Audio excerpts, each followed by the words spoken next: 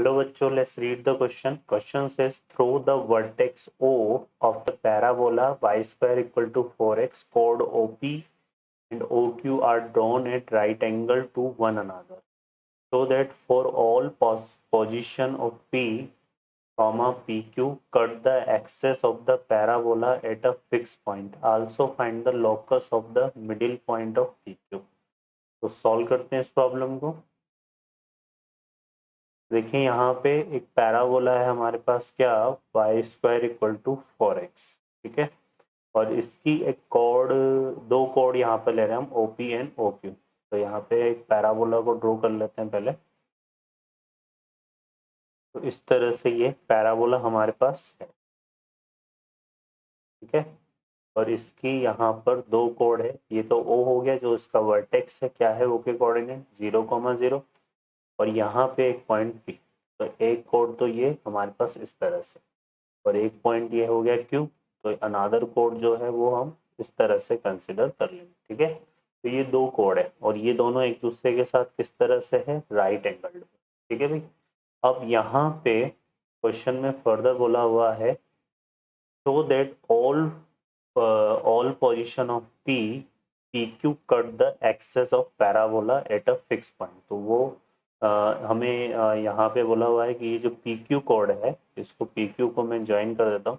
तो ये PQ जो कॉर्ड है ये यहाँ पर एक फिक्स पॉइंट से पास हो रही है, तो उसके कोऑर्डिनेट हम निकाल लेते हैं। और वो पॉइंट कहाँ लाया आना चाहिए, ये ऑन द एक्स एक्सिस। तो देखिए P के कोऑर्डिनेट हम ले लेते हैं T1 स्क्वायर कोमा 2T1, ठीक है ना।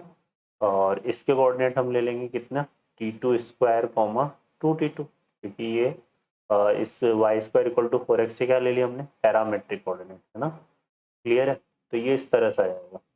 अब हम क्या करेंगे, यहाँ पे इस PQ का इक्वेशन फाइंड करेंगे। तो सबसे पहले हमें क्या चाहिए उसके लिए भी, हमें चाहिए स्लोप PQ। और स्लोप PQ जो है हमारे पास इन दोनों पॉइंट को ज्वाइन करने वाली लाइन का जो स्लोप आता है वो कितना आता है, 2/T1 प्लस T2, ठीक है। ये आ जाएगा। क्लियर है। एक तो ये चीज़ है, और दूसरा यहाँ देखें तो यहाँ क्या है, फॉर्म हो रहा है, राइट एंगल फॉर्म हो रहा है। तो एक तो यहाँ से भी हम कुछ रिजल्ट निकालेंगे। तो यहाँ से एक तो रिजल्ट आ जाएगा स्लोप OP, स्लोप OP यहाँ पे कितना आ रहा है, ये आ जाएगा 2T1/T1 स्क्वायर, 2T1/T1 स्क्वायर। तो ये कितना आ रहा है, 2/T1। और एक हम निकालेंगे यहाँ पे स्लोप OQ। तो स्लोप OQ कितना हो गया, इसी तरह से 2/T2। इसको हम M1 कंसिडर कर लेंगे और इसको M2। अब चूंकि इन दोनों के बीच में राइट एंगल फॉर्म हो रहा है, तो यहाँ से क्या आएगा, M1 M2 इक्वल टू -1। तो 2/T1 dot 2/T2 equal to -1। तो यहाँ से हमें मिलेगा T1 T2 इक्वल टू -4। तो ये T1 T2 में हमें क्या मिल गया, रिलेशन। अब इसको यूज करते हैं यहाँ पे। तो ये स्लोप आ गया और हमें इस लाइन का इक्वेशन चाहिए। तो यहाँ से क्या आ जाएगा, y minus 2T1 equal to 2/T1 plus T2 and x minus T1 square. Solve करते हैं इसको। तो ये आ जाएगा y into T1 plus T2, और ये इससे मल्टीप्लाई होगा तो -2T1 square and -2T1 T2, ठीक है। इक्वल टू इस 2 को इससे मल्टीप्लाई करते हैं तो ये हो जाएगा 2x minus 2T1 square.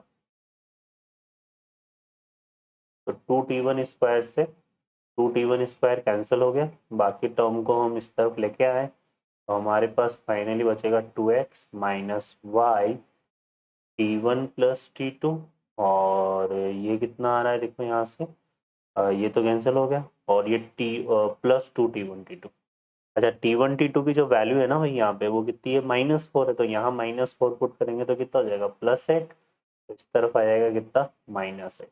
Okay.